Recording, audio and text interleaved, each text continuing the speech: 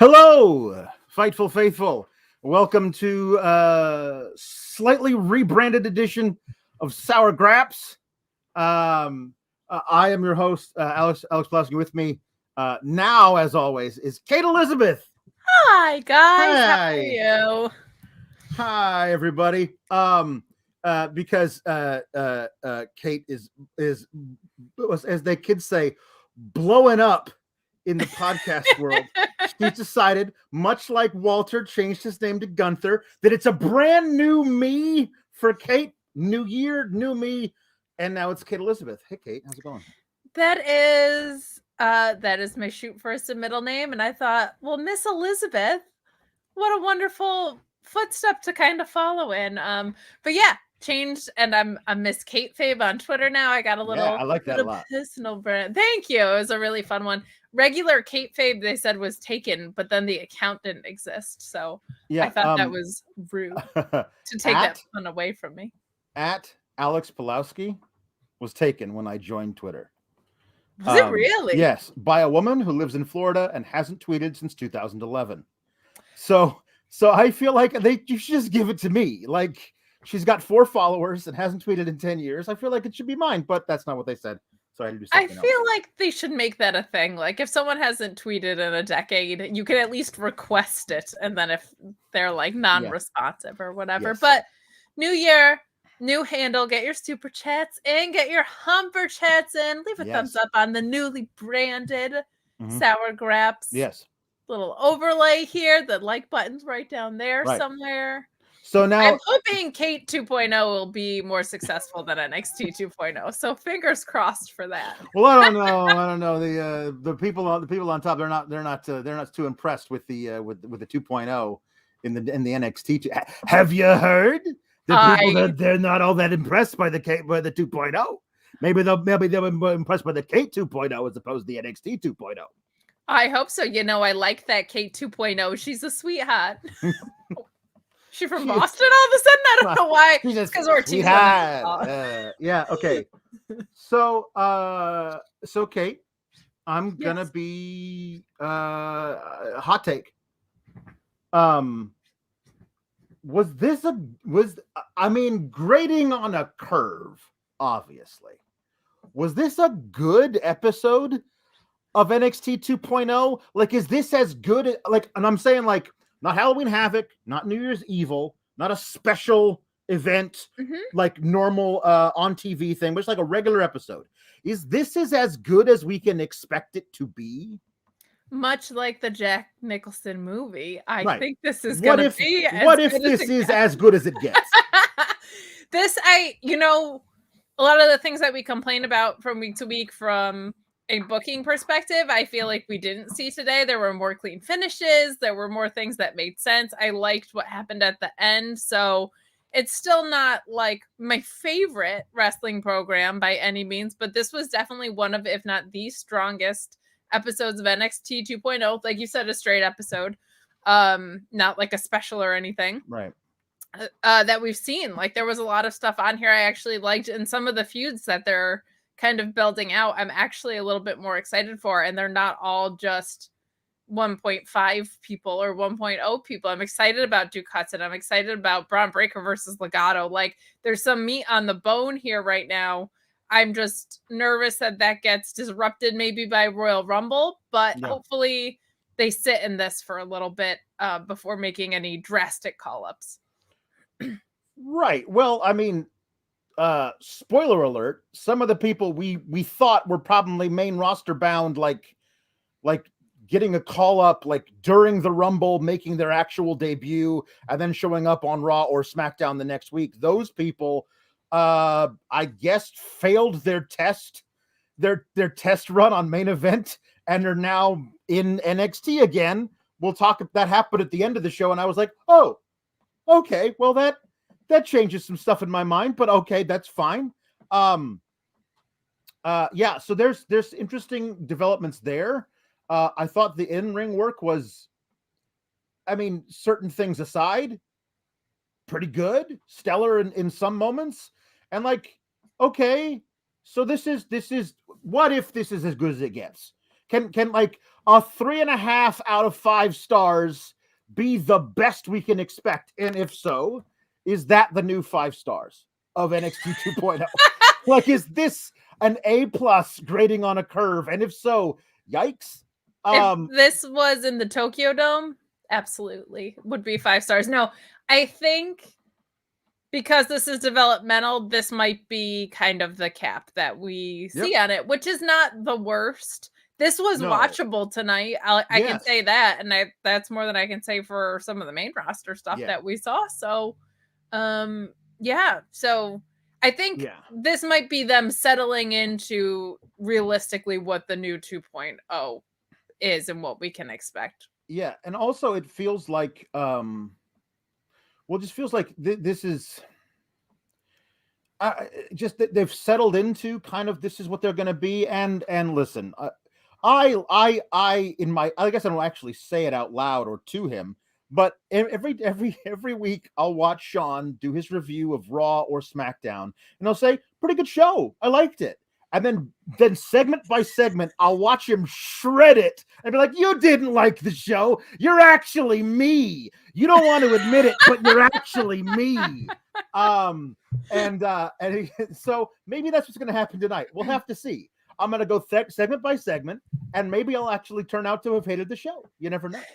And I think it's tricky because I think it's been so bleak for a while now that it feels like a good show when there's 1 or 2 really good things that happen. So you latch onto them. And then when you start going segment by segment, you're like, but the show wasn't good. There was just like a good thing that happened. Yeah. So, what started it? I didn't love. So there you go. We're starting out with a thing that I didn't love. But the match was fine, but the opening promo of MSK on the stage with everybody cheering, but they didn't seem to hear the crowd, and the crowd didn't hear them because they were giving a promo to the Dusty Cup trophy. Yeah, you could miss me with that. I don't need any of that stuff. That was weird. Yeah, that was real weird. And then MSK faces Jacket Time, and I'm just wondering, like, Kate, are we to assume that our boy Ike Manjiro has pulled through his terrible IBS bouts with flying colors? He's okay now. Is he still having those big old diarrhea shits, or has he moved past that now? Because I was like, I tweeted that, and our friend of the show, Bob O'Neill, responded, well, I mean, it was a couple months ago. If it's still happening, I would hope he would seek medical attention. I'm like, well, NXT doesn't provide health insurance, and those jackets can't come cheap. He's got a lot of them. So maybe he's had to prioritize things. Maybe he just decided it's not worth it. Not sure. I think, it kind of makes sense because like New Year, maybe he got a better health insurance plan through the States and it covers. He's like, now I know what I need covered so I can reprioritize. So that's my hope. Maybe he just has coffee in the morning and it clears out of his system faster before he has to wrestle. I don't know. You never know. To work within it, and I think that's beautiful. I do like his sport coats. I think they're very colorful. I like the patterns. There's a haberdasher down the street from where one of my husbands, the 6th one, used to work, and he would go in there and he would have these flashy jackets. He would say, "That's not for me. Nice brown suit, and that's it." He was very boring.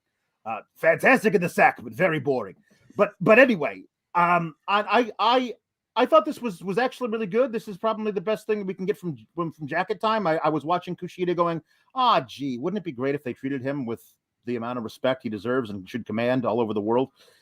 Because he's great. And he really brought the best out of the MSK kids. And I saw Rafael Garcia, a friend of the show, tweeting out about how, I would kill to have Kushida in the Rumble. I was like, why? So he can get eliminated under 2 minutes by Madcap Moss? Because that would be the most likely result of him being in the Royal Rumble. And that's the sad part, is like, this is as good as it gets for Kushida under a Vince McMahon regime. Like, being the workhorse dude in a comedy tag team is as good as it gets for Kushida in NXT 2.0, which is kind of sad. Well, so the match was great.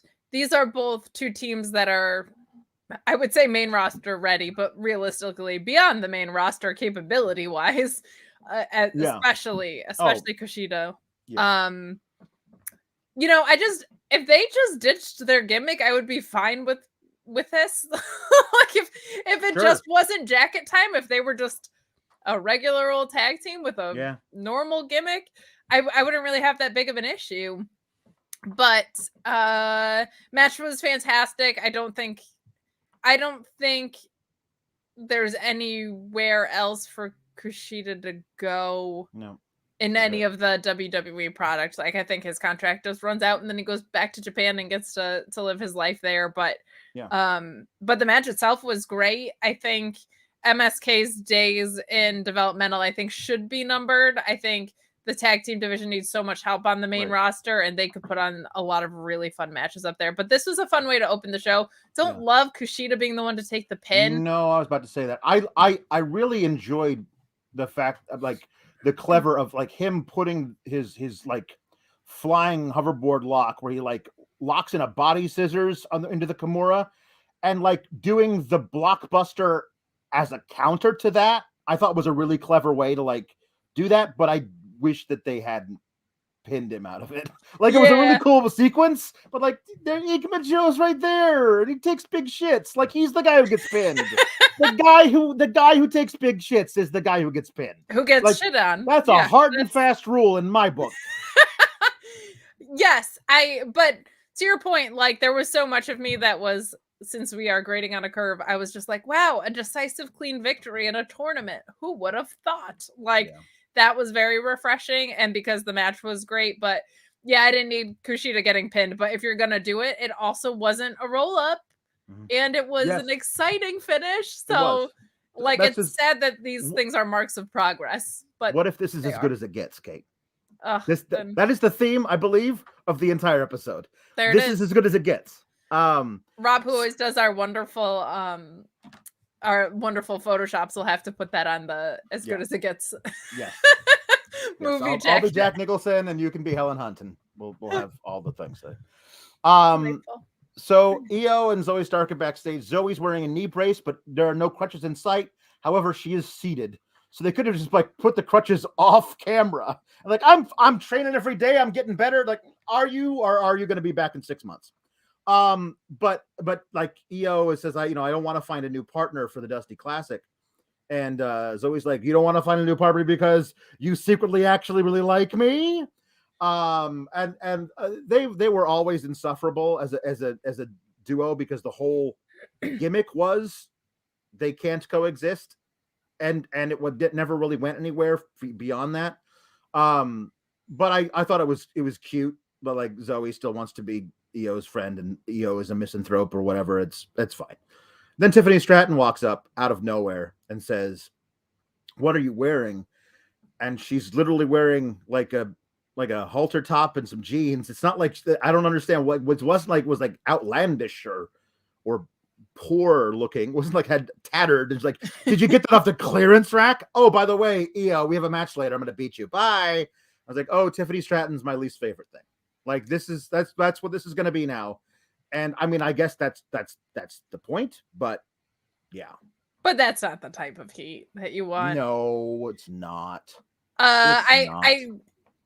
I'm hopeful that we might get, if you don't like spoilers of things, plug your ears and fast forward or pause or whatever. This is your spoiler warning. Spoiler warning. That was enough time. Okay. There are rumors that Asuka might come back around Royal Rumble time. Yeah. And if my hope is that Io goes out on her back and that we get an Io Shirai Asuka feud on the main roster. Right. So that would be nice. I think that makes it a little bit hard to invest in what's going on with her in NXT, because I think she's probably main roster bound either way. There's just she is a legend in NXT of a different NXT, and I don't think they're ever going to reestablish her as one down here right now. So makes it kind of hard to invest, but the segment was cute. Their timing was really good of like Zoe being like, is it because you really like me? And she was like, no, of course not. Yeah. So, but this was benign. I'll dig into Tiffany Stratton later because what happens later. Yeah, we'll talk about that. So Ryan Sullivan Sends a Humper chat saying, so how long until Stratton's daddy becomes an on-screen character? Like, I mean, hopefully a very long time. What? Is it her biological father, do we think? Or is it a sugar daddy? Or is it a weird... She's daddy's girl. Daddy? I mean, please. I don't know. Just saying. Oh, gosh. Nerguru says, Tiffany, in my mind, is now Carmella Brooke. Like, she's Carmella and Dana Brooke together kind of thing. Yeah, you can see it. I can see it.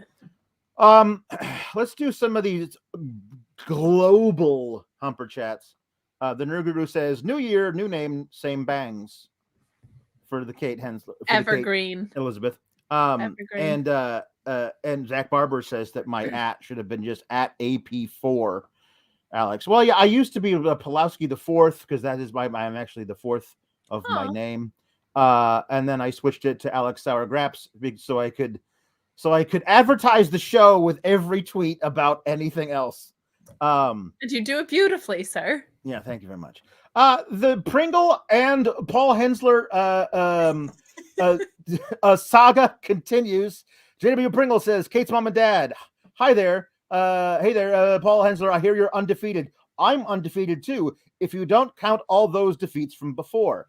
Paul Hensler replies, here's to undefeated JW Pringle, except those defeats we're not counting. And the Nerd Guru says, spoiler, undefeated Paul Hensler is winning the Royal Rumble. Spoiler, bro. I gave a spoiler tag. You got to let people know that when my dad is the first in the Royal Rumble, he's going to run the gauntlet, first of all, because he's a man. I would have done the actual pause for the real spoiler warning. However, your father isn't actually going to win the Royal Rumble. So what? It was more of a joke thing. He is eliminating Omos. Yeah. Yeah. He is running the gauntlet. Edge has nothing on my dad. Yeah. And no, Luis says your dad's going to be the Iron Man. Iron Man Paul Hensler. Yeah. Iron Man Paul Hensler, that's him. That's his nickname now. So we got what was both the best and the worst thing about the show at the same time. Yeah, we did. Okay, so the no holds barred, falls count anywhere, street fight, no DQ deal that happened with Solo, Sikoa, and Boa was great. It was really great. I really enjoyed it. They made a really good use of all of the stipulation, be able to go all over the ring and everything.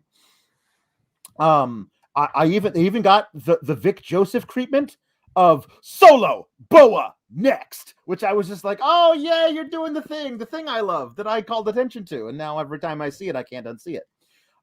Speaking of not being able to unsee things, Kate, last week I went into a diatribe about the burn makeup they had for Solo Sikoa. And I said, A, it looks horrible, especially close up. Like, if it's from really far away, you might be able to pull it off. But you did a super close-up of it, and it looked like a hot dog that had been left on the grill too long. It didn't look realistic at all. It was bad. It looked really bad. It looked like somebody who got a B- in their stage makeup class in college. And I said, all of that aside, you're not going to actually have him go out there and wrestle wearing that on his face, are you? Like as speaking as somebody who did a lot of stage acting and had to wear like a prosthetic nose and like fake scars and everything, they brush on this adhesive called spirit gum and they attach it to your face, right? And sweat makes that stuff just melt away. So under the hot lights on a stage, like you'll feel it starting to pull away. You feel the nose starting to give. And thankfully, usually you're not on stage for 45 minutes at a time. You go backstage and there's a makeup person right there to touch it up, reattach it, and you can go back on. And the illusion is not shattered. However, in a street fight that goes all over the building where people are punching you in said face, the likelihood that it will start to fall off is approximately 100,000%. And what happened, Kate? It started to flop. Like it was there as they came. Like, by the way, great match. The spots that went backstage were like beautiful. Solo Sikoa like flung himself into the garage door. And I love that Wade Balance says, "Oh, that garage door is bloody unrecognizable at this point." And I'm like, really? Wade Barrett, the Wade Barrett you can't it's still a garage door. It's a dented garage door. I'll grant you that, but it's still a garage door. It's clearly a garage door. But then he goes outside and kind of locks the door. And so Boa, trapped in NXT forever, has to try and yank the garage door open manually, but because it's dented, it's off its track. So he is just pulling on that chain to open it. And I was like, if this thing doesn't actually open, they are so screwed. But it did enough to do the fire extinguisher bit. Very handy to have a fire extinguisher outside in the NXT parking lot because you never know when a lot of things are going to be set on fire. It's true. It's an NXT parking lot. It's a free for all out there. Arsonists, arsonists everywhere. Literally, you can't swing a dead cat without hitting an arsonist in the parking lot. I don't know why there are dead cats around, but there are. Plus, LA Knight's driving around a Corvette that very well might be manual. You always want to have a fire extinguisher in your car if they're like, so you got to be smart. It's true. Listen. So, after all that, they start making their way back to the ring. And as they're doing it, that side, his thing is just doing this. It's just flopping around on his cheek. Every time he takes a step, it's someone flippity flappity. I could not stop laughing. Yeah. And finally, it's just gone. Like, I don't know if he just got tired of it and said, you know what, screw this thing and threw it off. I didn't see him do that, but all of a sudden, it had been flapping. The next time I saw it, it was just gone. And I was like, hallelujah, it's a miracle. He's been healed. He's healed. Somebody laid on the hands and fixed his burn scars. So like I've seen the commercials where the miracles happen when the healers, they're on very late at night. Yeah. The late night commercials. Sometimes it happens. I'm just saying. It's true. Yeah. Here's the thing. There's no right answer for the performer in that situation. You can't just keep trying to stick it back on your face because the Spirit Squad gum is going to continue to disintegrate. I was trying to think of a good, who would have thought Dolph Ziggler? I didn't know what it was going to be. No, but there you go.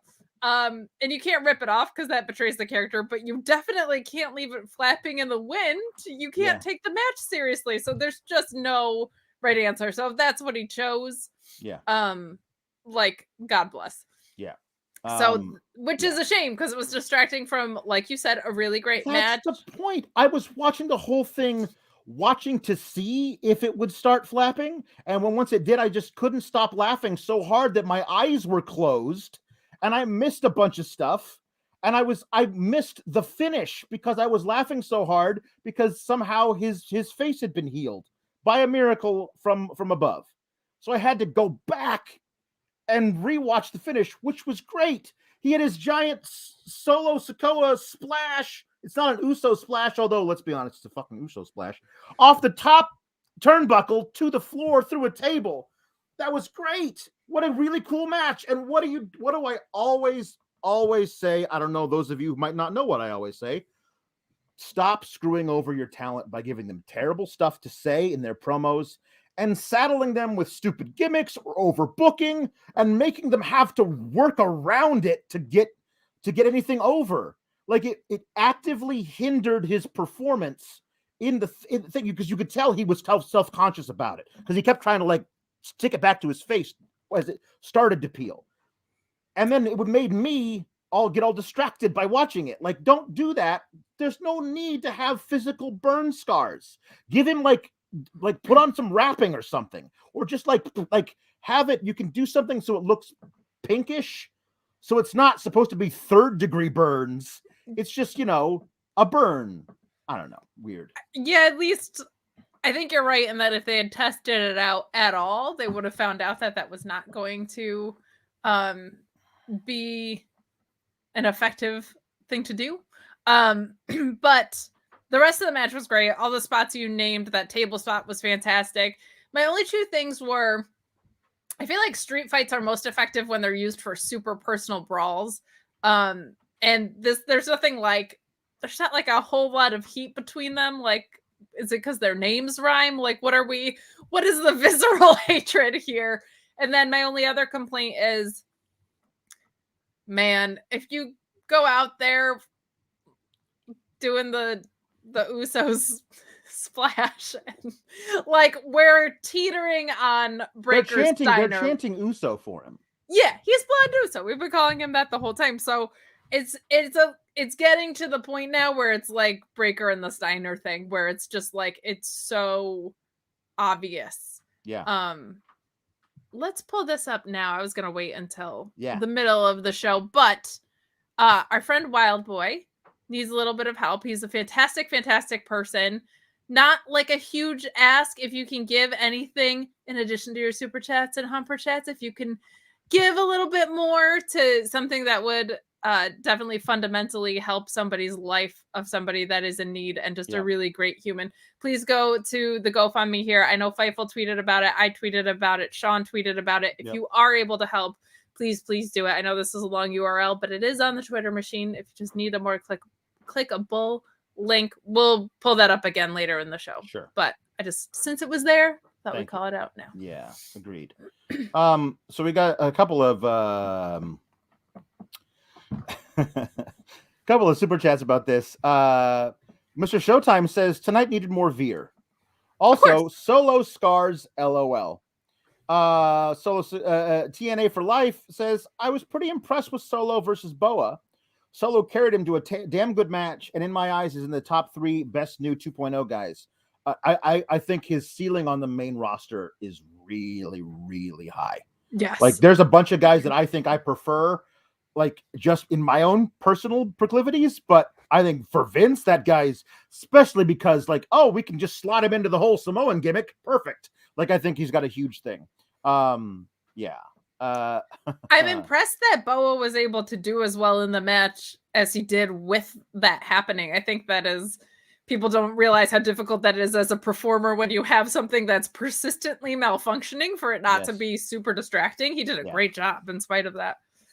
And James Nepper says that Roman, who has a very close personal relationship with God, that's how he was able to smite Finn Balor when he got on the top rope at Extreme Rules, that Roman sent God to fix his face.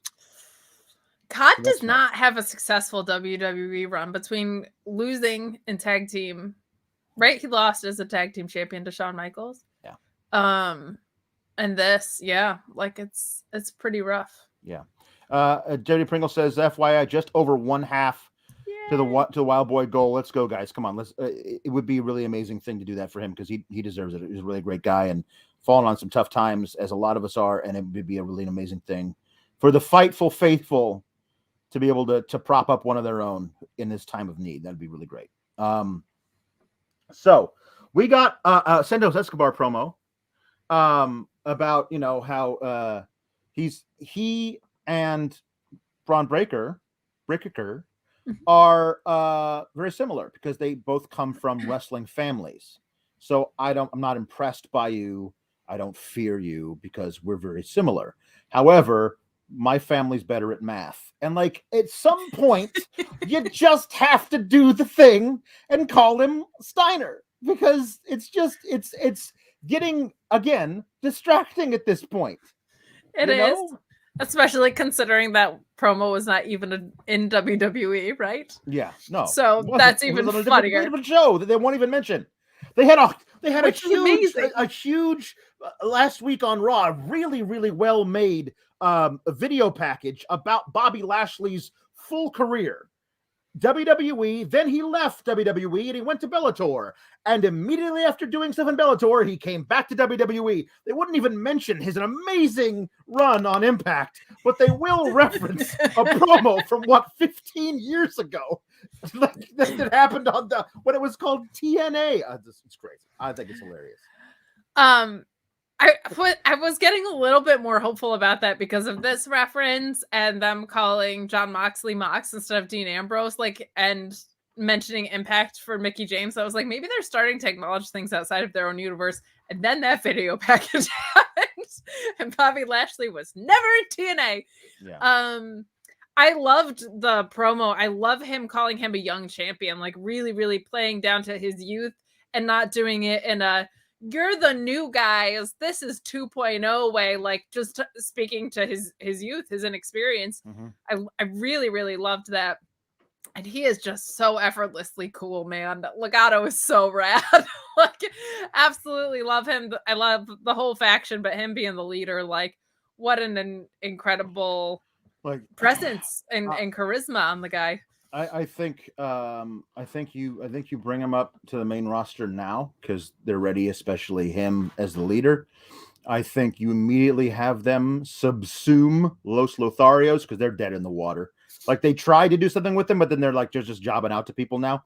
So, but I think those two guys, like added to Joaquin Wilde and Mendoza, give like a full faction of an absolute leader and then 4 underlings who each have their own distinct kind of personalities. I think that could really, really work. And I would say you put them on Raw or SmackDown. I would go SmackDown. They were thinner roster. You immediately have him take out Nakamura and become the IC champion. Ooh. And he just runs the mid card.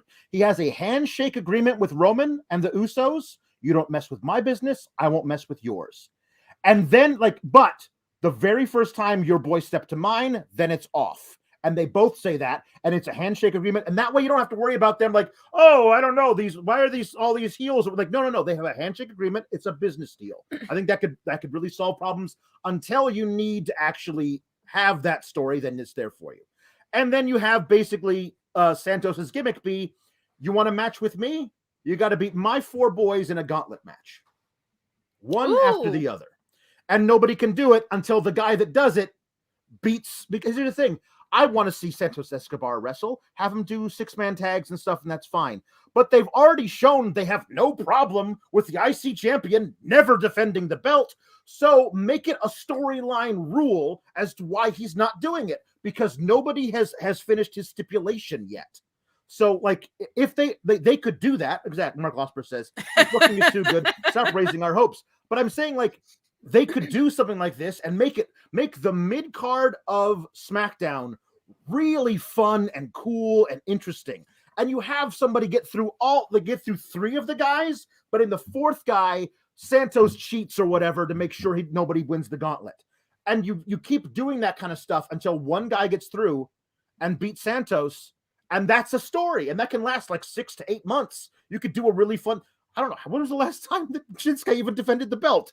July? Like, it was so it doesn't 4 matter, months. you know. So it's just it's kind of a thing. Like, if you're gonna have this far of a time with the IC title not being defended, make a storyline reason for it, and that's what you could do. They won't do it, but I would love for them to, because assuming that Royal Rumble is going to tie up all that otherwise, like bloodline stuff, I think it'd be fun to have those factions face each other SummerSlam time-ish, either starting at SummerSlam. But yeah, call them up. Why not? I kind of want LA Knight to be the one to dethrone Shinsuke, which doesn't feel like it would be hard. I feel like I might be able to do it at this point. Like, they've given him no credibility. I feel like if I caught him on a bad day and Rick Boogs was like doing something stupid, I feel like I would be able to go in and beat Shinsuke Nakamura for the Schoolboy Roll Up is undefeated. So yeah, if I can just learn that. There you go. Please. There you go. Dummy. Yeah. Thanks, Mark Louise. Losper says that he's Bronson Steiner on Twitter. I get the sense that they're treating like this like Veer and they think it's funny. It wouldn't be the first time their sense of humor made no sense to anyone normal. I mean, it's true. Like, they may think it's funny. And I honestly, like they've shown they have no compunction about changing somebody's name out of the blue for either nonsensical or perhaps way more nefarious reasons. You know what I mean? We got a very in-depth Gunther and Imperium promo where they all spoke German through the entirety of it.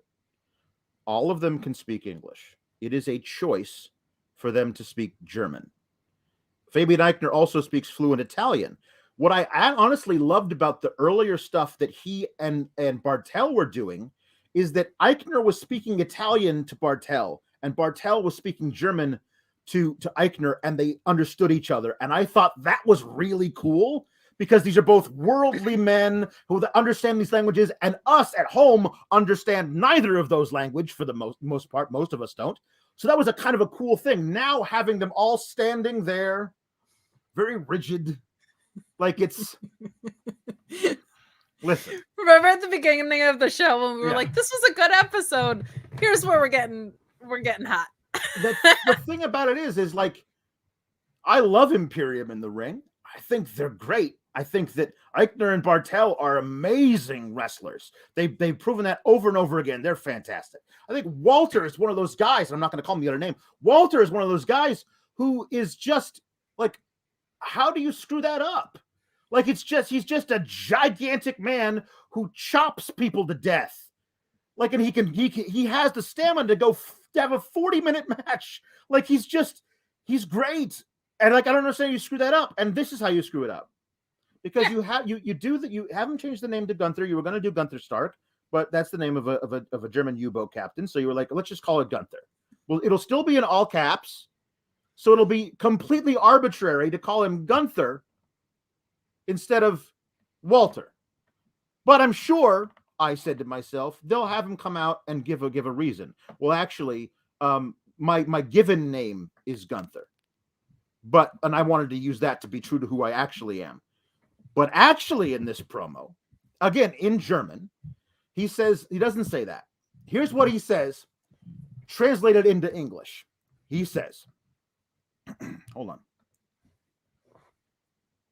He says, there's a name that I was known by all over the world.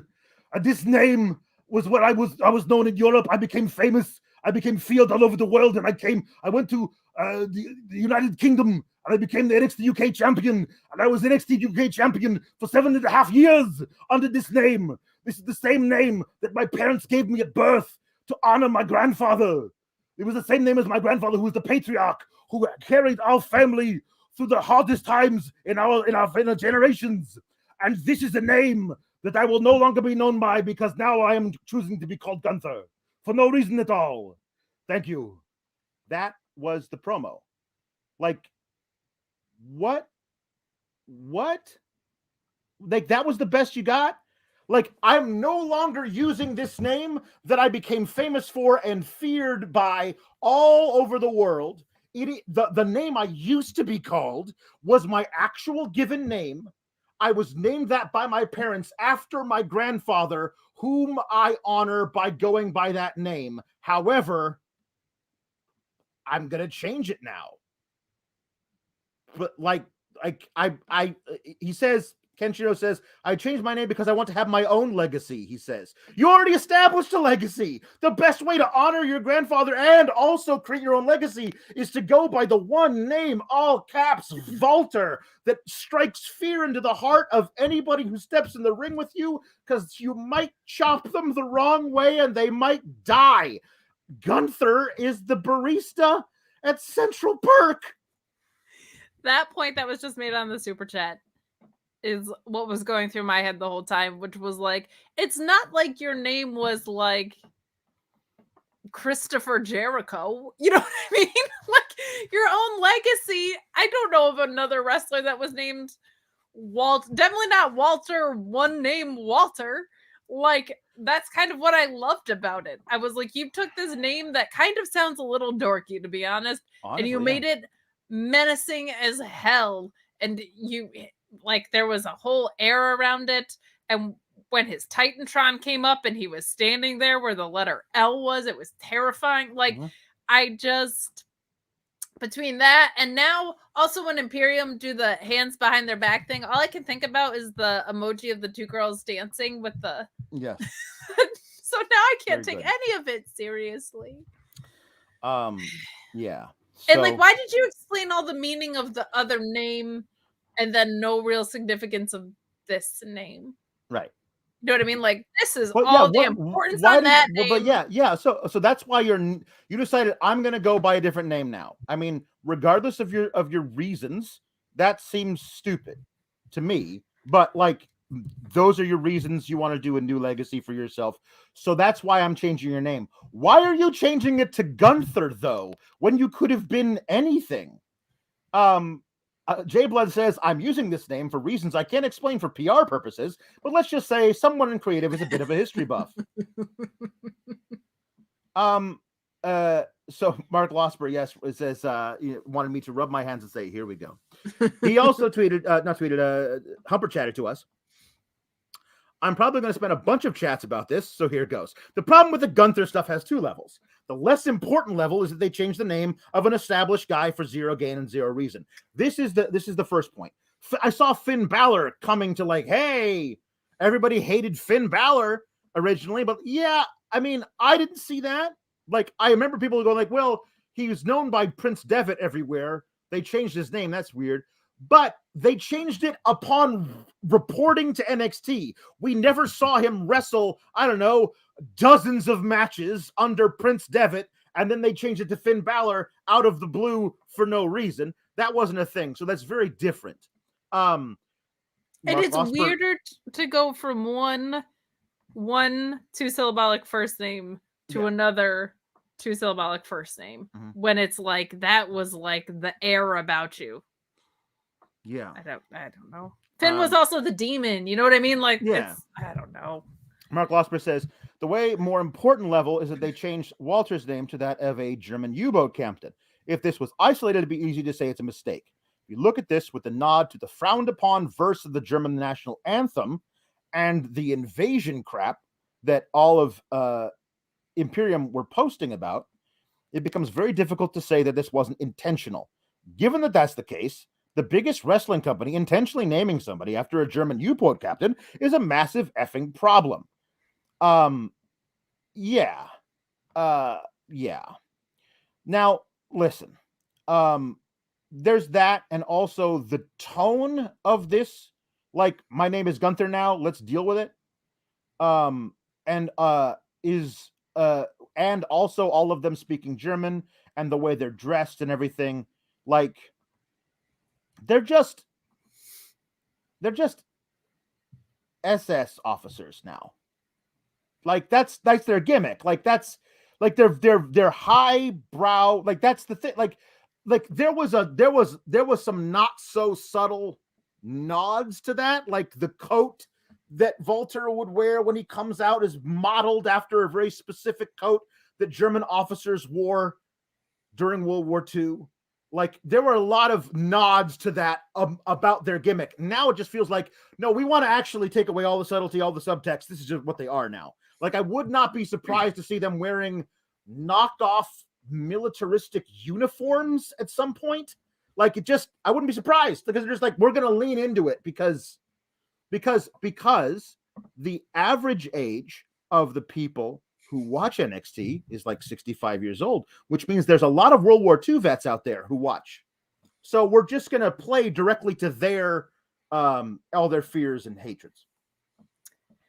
My thing with this is also just, if you take it on the most optimistic level, it still sucks.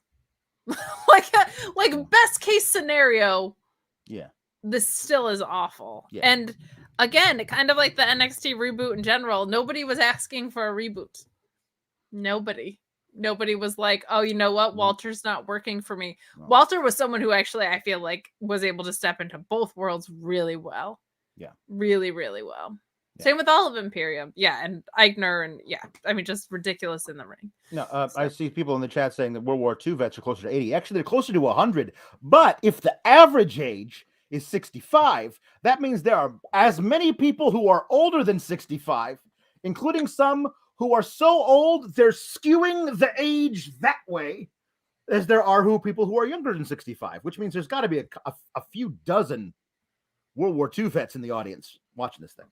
Now, JW Pringle says, Gunther and the others, the other fellas, all blonde and blue-eyed, reminds me of something. If only I studied world history in middle school.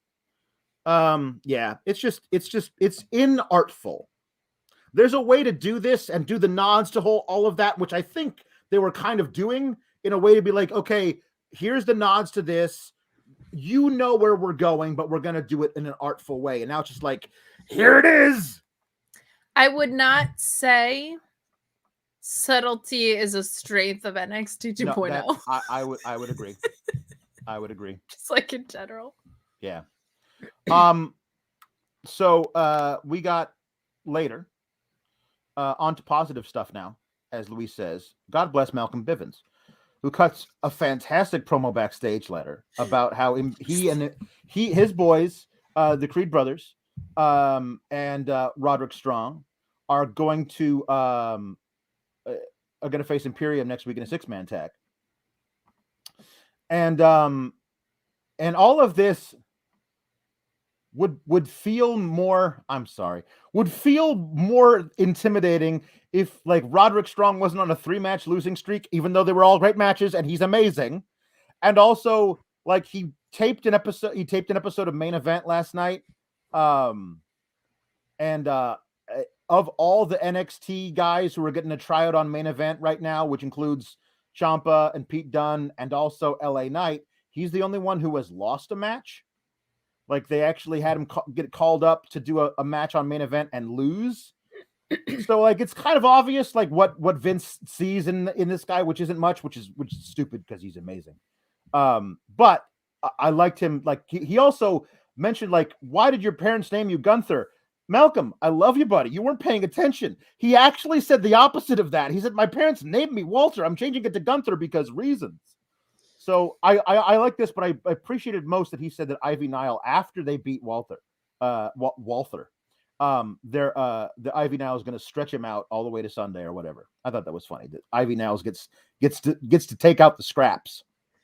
I think you're also forgetting about the part where he said they should have named you dumbass in all capital letters. That's true. And also called him a big dumb Austrian tree. Yes. It's true. What a gem. What a gem. So here's the thing.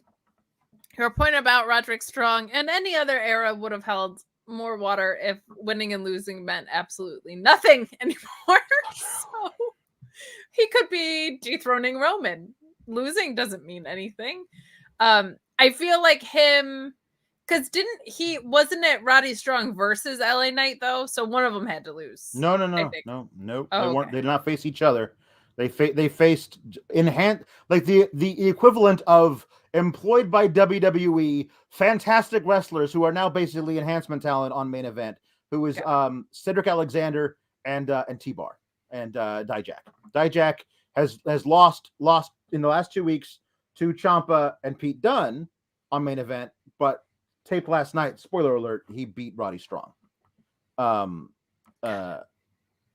Knight beat Cedric Alexander last night on tape. That you can watch that on the Hulu on the Thursday. Oh, I love the Hulu. Oh, the Hulu's fantastic. Have you seen Only Murders in the Building with the Steve Martin and the Martin Short? I always mix them up. I want to call them Steve Short and Martin Martin. I have not seen that. Is it a good program? I actually haven't seen it myself. Oh my God. But I've heard wonderful things. Next time. Selena Gomez is in it, and she's just cute as a button. Isn't I love the Selena Gomez. There you go. Hey, did you hear about this? The Brian Kendrick requesting his release? Let's talk about the Brian Kendrick. Let's take a Linda and Sheila break real quick. The Brian Kendrick, who says, please, I would like to go now. Like, he said, apparently he asked for his release request 6 weeks ago, and they said, nah, what is gonna keep you? Like, hashtag free Ali, hashtag free thee, Brian Kendrick. That's what I'm gonna say. But here's the thing, I would want to go too. I mean, it's a dangerous workplace environment.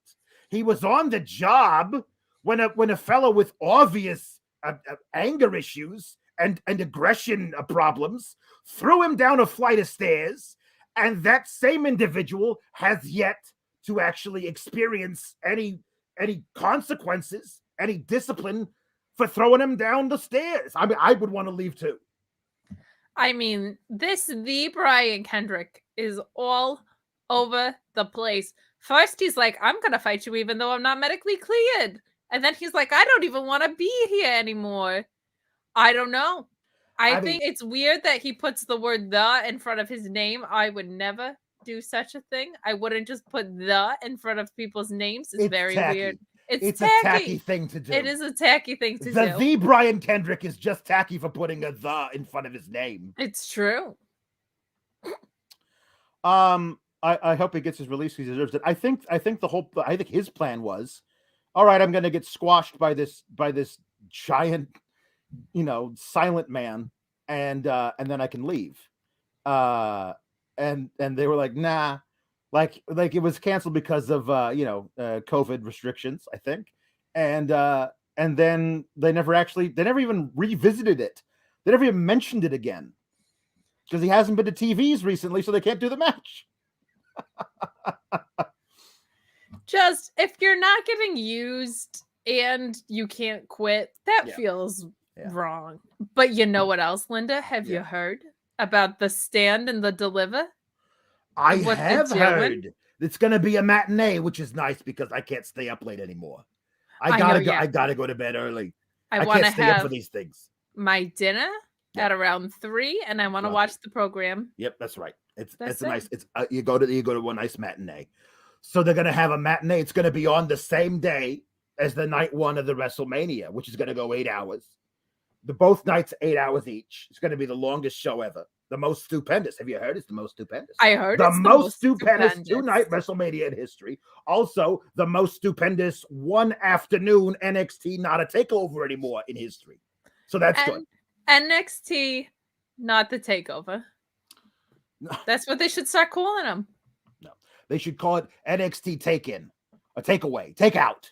I'm gonna get some takeout from the Chinese. I love some good takeout. I'm gonna sit down with my lo mein. I'm gonna watch a program in the middle of the afternoon, as God intended. As the good Lord intended. That's right. So that was your segment with Linda and Sheila. Yeah, that was the thing. You'll probably get more, but that's it. Mark Losper sends a super chat about Roddy Strong. Good worker, decent build. Over with a group of fans who currently hate us. Definitely not for us. That's Vince on Roddy, Finn, Malachi, Bud Matt, Cedric, Shelton, Mustafa Ali. You know what? He pops me, Alex, but not everyone can pop so easily, Yeah. Sometimes you need a little help popping. Sometimes. Oh, it's true. You need a little bit of aid. Yeah. If you need a pop in your pants. Yep. Is your penis soft? Is it difficult to get hard? Do you have issues with sexual performance? Do you have issues with sexual confidence? BlueChew.com, code Fightful, gives you your first shipment of Blue Chew for free. It will help you get a harder, stronger erection. It will make you more confident in your sexual performance.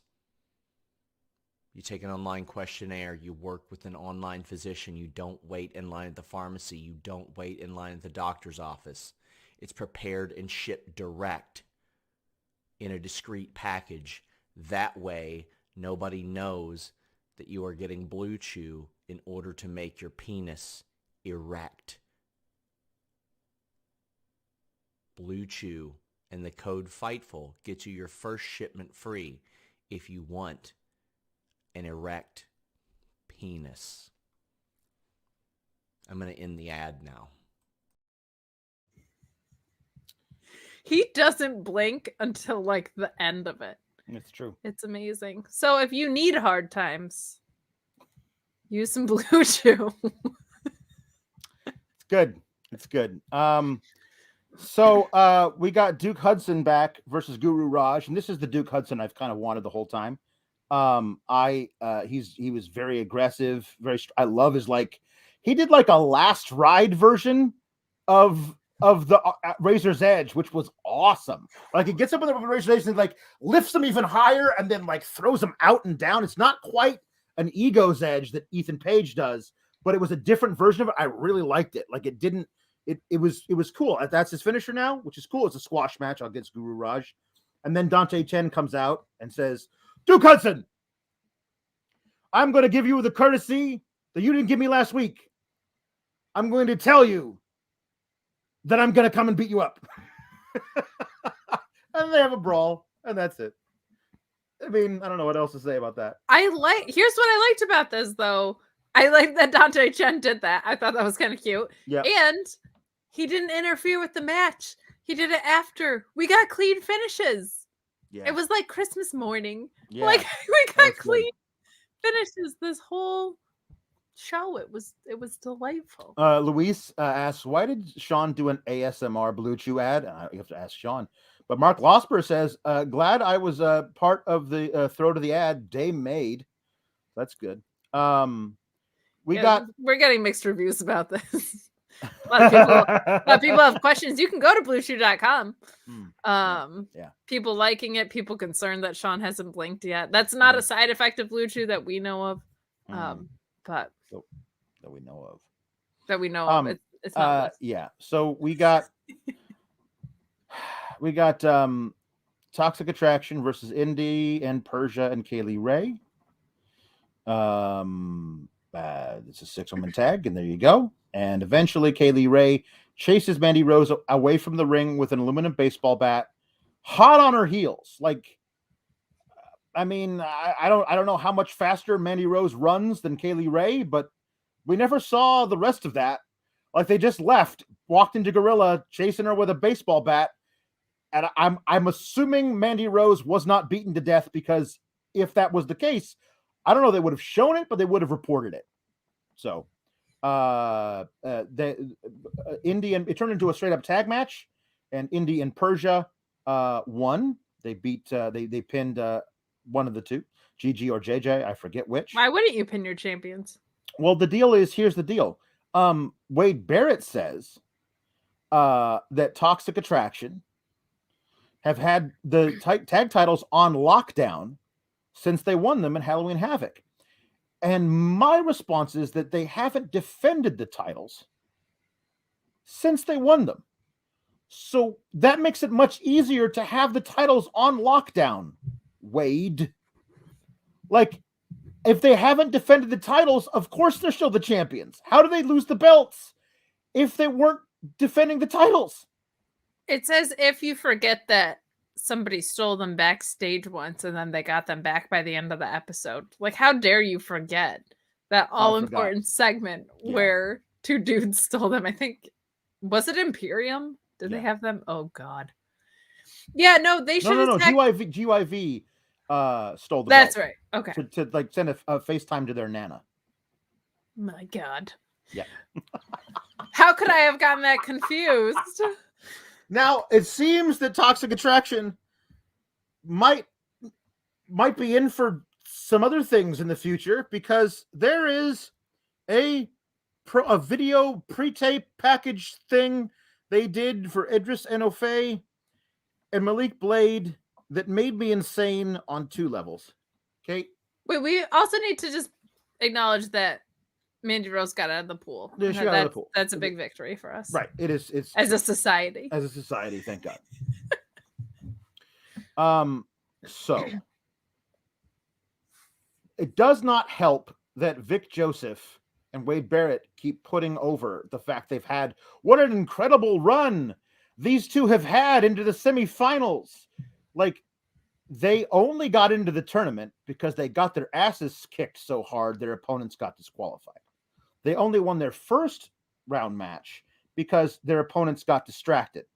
Like, it was the least impressive 2-match win streak ever, other than maybe Aliyah on SmackDown. So we got them backstage celebrating, like, oh my God, we're going to shock the world. We're going to win the whole tournament. Like, no, you're not. No, nobody thought we could beat Joe Gacy, and they're interspersing, by the way, match footage of these matches as they mentioned them. Nobody thought we could beat Joe Gacy and Harland. Guess what? You didn't. You got your asses kicked so hard that they had to disqualify your opponent. That part of the match, notably, was not shown in the clips of that match during this pre-tape. Then they said nobody thought we could beat Legado, and we did. They did not show Santos Escobar getting on the apron and getting taken off the apron by a Braun Breaker, which distracted Joaquin Wilde leading to the loss. They didn't show that either. They're hooping and hollering about how not only have they had this amazing run, nobody thought we could do it, and we're going to win the whole thing. Then they're like, and then our prize for winning it is that we get to ask out Toxic Attraction ladies. And Idris Enofe says, Malik, you're going to ask out Mandy Rose. And Malik's like, oh, no, she wouldn't say yes to me. Oh, I really like that guy. I want to root for him to win because he's so confident in himself. But it's not like, well, I mean, I don't think she should be designated as the prize for having won a tournament. That's kind of creepy. It's like, oh, gee, I love Mandy Rose, but there's no way she'd say yes to a guy like me. And then it's like, yes, she would, because you're going to win the Dusty Cup. And I'm going to ask out both Gigi and JJ. And then both of us are going to be dating Toxic Attraction. Won't that be awesome? And then I'm going to flex my pecs. And then Malik Blade says, what happened to your shirt? He wasn't wearing a shirt for the entirety of the promo. It's kind of weird that you just notice he's not wearing a shirt. I hated everything about this. Doesn't make any sense. Well, you're going to hate it more because they're going to win. No. They're not going to beat MSK. Here's the good news. The good news is this is going to resurrect Dusty from the dead. He's going to come back and kick Vince McMahon's ass. So that's the good news. We'll get Dusty Rhodes back. Yeah. I wish I had confidence that they weren't going to win. Yes, it's disgusting. Women are prizes. Gross. I will say this whole thing is high school though, so that does kind of feel like if I become the quarterback that I get to go out with the head cheerleader. Yes. But this was also their attempt, I think, to give them a personality, and it did not go well. But I think they're like, oh, they're going to be the ultimate baby faces, and they're going to win, and Imperium is going to cost MSK. My only saving grace to that is that Imperium is locked in a feud with Creed Brothers. They're busy. Like, I think the Creed Brothers are winning this whole tournament because then they can face the Imperium for the belts. Like, I think that's where we're going. But the draw of this bracket infuriates me. In the semifinals, spoiler alert, the next thing that happens involved is that GYV faces Chase U. Two nominal heel teams, whatever. We'll talk more about that match later. GYV wins, thank God. But the Grizzly Young Veterans versus the Creed Brothers it's basically a heel versus heel thing. I mean, it's kind of like all up in the air. Who knows? We're just going to switch people from face to heel all over the place. It doesn't really matter. But they've always been packaged as heel teams facing each other in the semifinals. And on the other end, MSK and Malik Blade and Idris Enofe are absolutely baby faces, and they have to face each other. You couldn't figure out a way to get a heel versus face team in each bracket of the finals, like semifinals. That's not a thing that you could do when you build the bracket. It just make it a lot easier, simpler. That would mean they would have to know what they're doing longer than a week in advance. The only thing that makes it a little okay, and only a little okay, is it is one-offs in a tournament. So it's not like it's kind of supposed to be by chance, but I get what you're saying in that you get to write the show. It's not by chance. So exactly. that makes total sense. But that's the only kind of like kayfabe reason that I can like get around that a little bit is like, well, it's supposed to be by chance. It shouldn't really matter who's good and who's bad. But you're right in that, like, oh, you just have to switch one. And I do like those matches better of like who's facing who. So I like selfishly, I like that part. Because I really want to see the Creed Brothers and Grizzled Young Vets real bad. So yeah, that is I want to see it too, as long as it's like given the actual I worry about the Creed Brothers getting taken out by Imperium because they're currently feuding with them. And like I can't take like after all of this, like the way that GYV is being presented out of the ring, like them getting to the finals of the Dusty Cup for a third year in a row and losing it again would just feel They're like the Buffalo Bills at this point. Like, come on. Like, can we figure whatever? The GYV and Chase U match is really weird because they just decided that the Chase U, like Andre Chase has been like the dastardliest of heels. And like the fact that he gets his ass kicked by faces and heels alike. I mean, did they just decide out of the blue to turn Chase University babyface because they were doing like babyface chants with the crowd and trying to get them over as a thing as babyfaces? Like he was like stomping and like saying, "Give me a C, give me an H, give me an A, give me an S, give me an E, give me a U. What's that spell? Chase U." And the crowd all went for it. I'm like, you were booing the hell out of this guy 2 weeks ago. Yeah. You know, like there are stories from people who are there that they don't like tell people what to do, except for they do. Like they have a producer who comes out like during commercials and go like, "Okay, everybody, the next match you're gonna cheer for this people and boo these people, and the people who do it right, they get to come backstage and get a T-shirt or something." And it's like, oh, is this what we're doing now? You've basically created a Thunderdome full of live fans. I was Wonderful. just gonna say, it's like, well, if we can't pipe in crowd noise because it's so obvious, we'll manipulate the real fans that are there without fancy T-shirts. Yeah. Yeah, I hate this. Nobody wants to cheer for Andre Chase the way he built him up. That's not his fault. But if you're going out there talking about teachable moments and beating like and jobbing and whatever, like that's not. Nobody wants to root for that guy. That guy sucks. But GYV won. They did like a double version of their like shatter machine in an interesting way. It was kind of cool.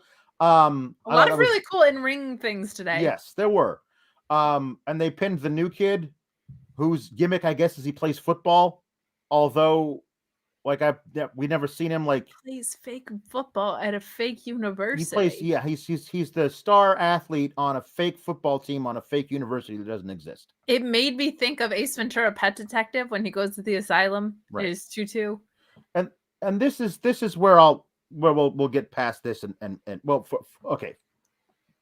Von Wagner shows back up after being suspended and then fined, and then his fine was paid and his suspension was lifted. And he destroys Andre Chase and the kid, whatever his name is, Bodie something, I think. Bodie. And then Robert Stone gives him a blue sport coat, which matches Robert Stone's, and he says he's under Von Wagner's back and he's under new management. If this means we never have to hear Von Wagner speak another word, that's an improvement. Other than that, I honestly don't know what the hell this is. I will remind you, they thought highly enough of this dude to put him in a fatal four-way with Ciampa and LA Knight and Pete Dunne for the title on the first night of this show back in September. And now, like, he's like lower mid-card being managed by Robert Stone, whose gimmick is he manages losers. Alex, he was thought of highly enough. He got called up to SmackDown to stand there and give the most compelling promo of all time. I mean, they just had him stand there and nobody mentioned him, and then he's never been seen again. Like the thing was that he got called up and he stood there and Vince was like, "No, I don't like it." And they never referenced it again. I don't know where that was planning on going. Just gone. I thought it was going to be like Adam Pearce's heavy. Like maybe, you know what I mean? Like this was back when Adam Pearce was afraid that Brock Lesnar was going to show up and beat him up again. And I thought he was going to have like a guy who was his personal bodyguard, who if Brock Lesnar showed up, that guy was going to take care of it. And then we were going to get to see Von Wagner get F5 12 times. I thought that would have been fun, but instead, there's this. I mean, on the plus side, they clearly recognize that he is way further behind than they initially thought. Like they at least acknowledge now that he is not the superstar that I think they, for whatever reason, thought he was. So this makes sense. It makes sense to put people that don't bring a ton of charisma with them, with a manager who, for better or worse, like he does his thing. Robert Stone does his thing, and that's fine. My only thing is like, it's not like he lacks charisma and is so great in the ring. You know what I mean? Like, I'm still waiting to see the most redeeming part of this guy. And I've seen enough of him that I'm getting nervous. Yeah. That is just not there really. Yes. So Mark Losper says nothing can be a bigger kiss of death than having a feud with Andre Trace and being paired with Robert Stone. He says this guy is done, and I say I do not think he is, because Vince saw enough of something in him to do that on the first night. He's big, he's very tall. He's not done. They're trying to figure out something they can do with him until he's ready for another shot. I think there would be much more willing to give up on him if he was 5'11". And, for sure. 35. Like undoubtedly. Whatever.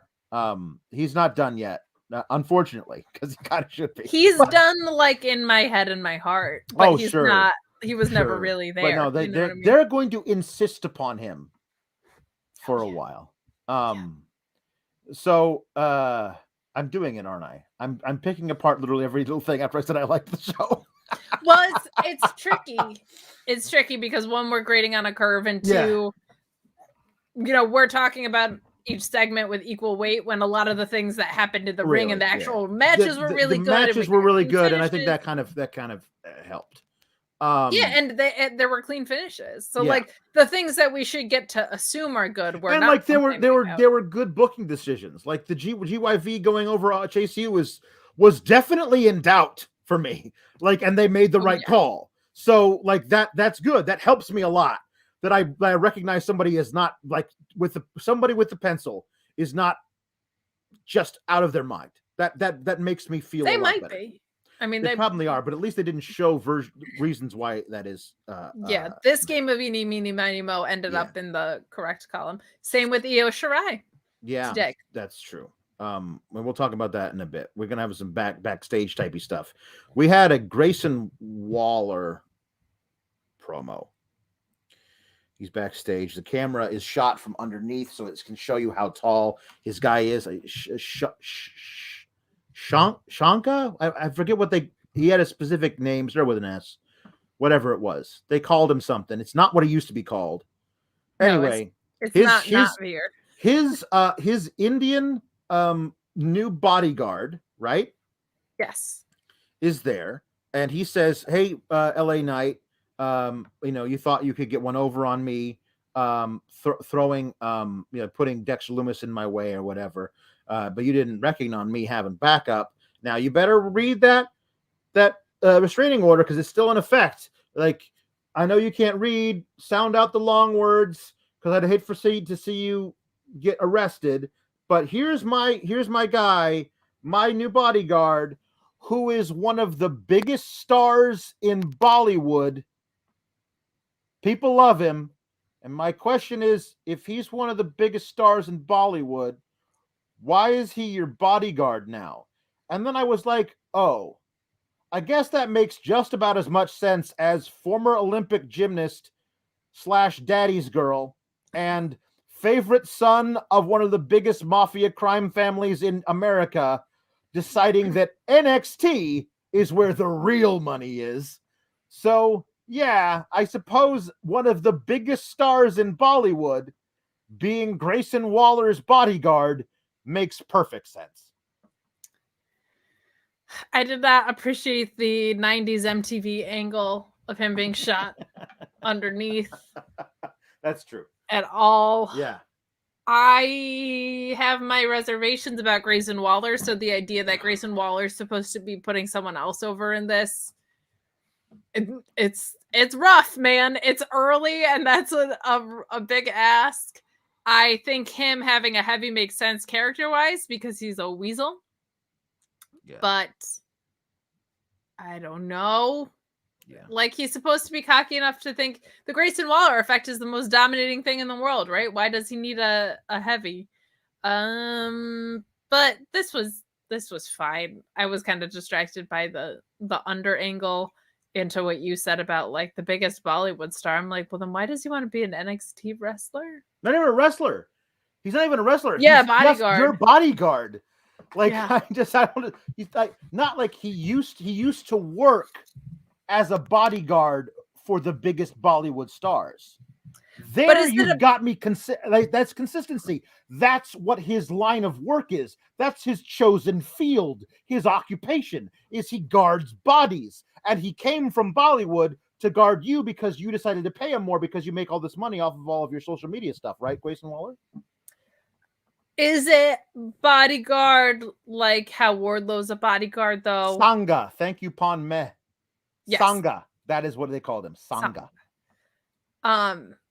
Is it like a Wardlow bodyguard though, where you're like, yeah, you're a bodyguard, but you're also a wrestler? Oh, he's definitely going to face LA Knight in several matches. Yeah. As long as LA Knight is still. By the way, though, LA Knight actually won Lucha. his thing on main event, and then he cut a promo on Dolph Ziggler, right? On Dolph Ziggler, late under their little digital only exclusive.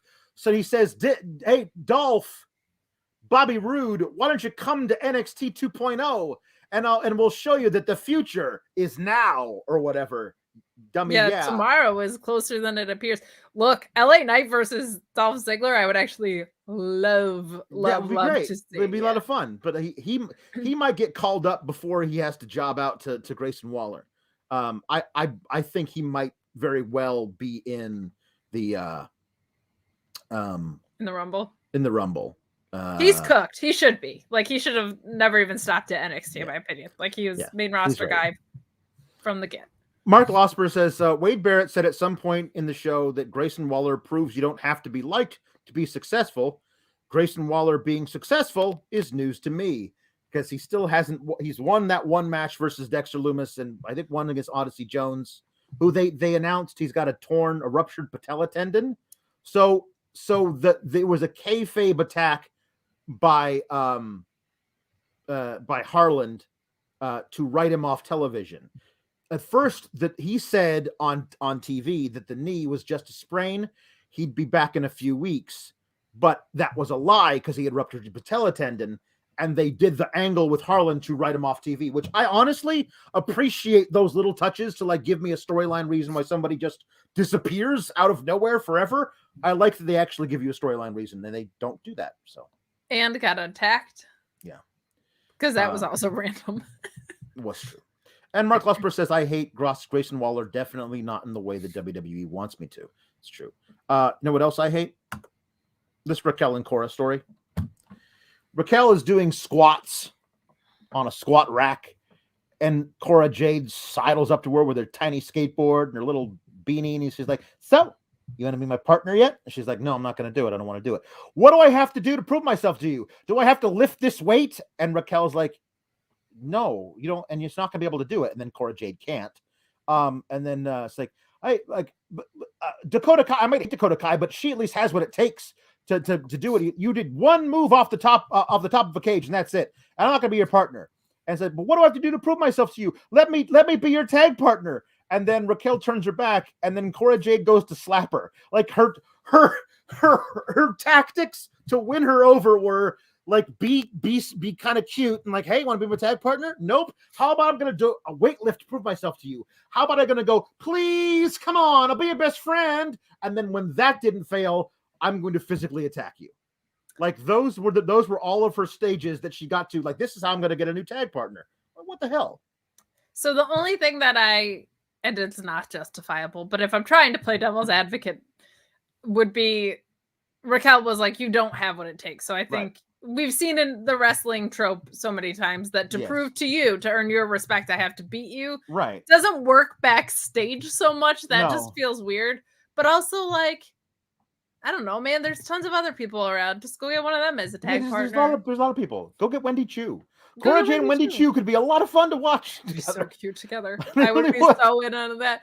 But also, I did appreciate that Raquel said, I know what it takes to win the Dusty Cup. Yeah. Like, and you don't have it. Like, I know what it takes to win the Dusty Cup and then lose the tag belts a half hour later. Yeah. So, like that was one 45 thing. 45 seconds later. She could have said that. What I don't know why Cora Jade didn't say, yeah, I jumped off and I dislocated my arm, right? Or shoulder, arm. Yeah. And I still got the pin, bitches. So like she should have said that of like, no, I am that scrappy thing because look what happened when I did that. seemed like a very logical thing to point to that they missed. Mark Losper says Luis has titled this Sanga is coming. Mark Losper says, fun fact, Sanga, pronounced like it rhymes with banger. So Sanger is an Australian slang for sandwich. So I'm sure that the culturally sensitive WWE won't do anything with that fact at any point. I'm sure they don't know right now, but Grayson Waller might bring it up to them. They'll be like, oh, great. We're going to have you call him Sandwich. So it's a can they coexist tag team. That's literally just like what they're going to do, except for they're taking their sweet ass time getting there. And along the way, they're going to have Cora Jade beat Raquel Gonzalez to prove that she's ready or come close enough that Raquel decides, you know what, you've proven it to me that we can be tag. Is one of them have to get pinned by the other one for them to be tag partners? No, I think maybe something happens with Dakota. I think like Dakota attacks Raquel or something, and then Raquel has to give in to Cora or something with that piece of the story rather than within themselves. But it's NXT and they hate me, so it'll probably be them pinning each other. Yeah, it's true. So we got Io Shirai versus Tiffany Stratton. The thing that was threatened earlier in the night came to fruition. One thing that I thought was very funny is they had Vic Joseph standing on the outside of the ring, and then Tiffany Stratton did her pose like where she like sits on the top of the ring ropes facing the hard cam, and it looked like her boots were like resting on his shoulders, and I thought that was very cute. It's just so stupid. Io Shirai looks at her like, "Why are you in the ring with me?" And that was proven throughout the episode, the match. We too were wondering why. We too were wondering why that happened. The Nerd Guru says this is such a clown show. The idea that Io Shirai wouldn't beat Tiffany Stratton is egregious. They don't deserve Io. Everything sucks. I don't know. Like Tiffany Stratton is a legit former like Olympic level gymnast, but like they mentioned that, but like she doesn't do like. Does she do Olympic gymnast type moves? Like I wouldn't mind seeing her do some kind of like cool like spinny jumping through the air stuff. But whatever. Or like just even like a springboard. Yeah, like just something kind of basic like that. Yeah, this was very medium. Yeah. Very medium. Mark Lussman, yes, I saw someone retweet a GIF of Io's face, reacting to Tiffany Stratton doing some BS. Io is all of us in 2022. Yeah. And Jay Blood says, yes, if they do create an actual on-screen daddy character for Tiffany Stratton, there is absolutely no way the daddy character is going to be anything but creepy. Yes, I think that they might take some liberties with that because, they should have skipped the daddy nonsense and just had her be LA Knight's girlfriend. Yeah. It would have been so easy. I mean, it's easy or whatever. They maybe do that, or the daddy nonsense is weird because then we see her backstage. It's weird because she's a full-grown woman. Yes. Like, if you still call your dad daddy. Yeah. That gets weird. So